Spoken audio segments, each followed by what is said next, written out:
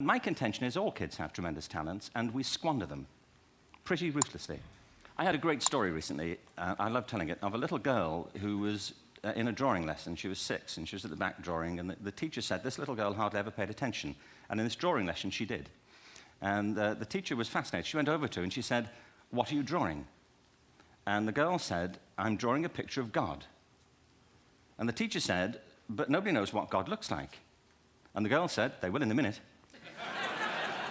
Kids will take a chance. You know, if they don't know, they'll have a go. Am I right? They're not frightened of being wrong. Now, I don't mean to say that being wrong is the same thing as being creative. What we do know is, if you're not prepared to be wrong, you'll never come up with anything original. If you're not prepared to be wrong. And by the time they get to be adults, most kids have lost that capacity. They have become frightened of being wrong. And we run our companies this, by the way. We stigmatize mistakes. And we're now running national education systems where mistakes are the worst thing you can make. And the result is that we are educating people out of their creative capacities. If you think of it, the whole system of public education around the world is a protracted process of university entrance.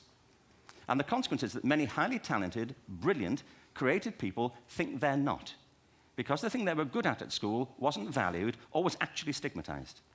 And I think we can't afford to go on that way. Picasso once said this. He said that all children are born artists. The problem is to remain an artist as we grow up. I believe this passionately, that we don't grow into creativity, we grow out of it.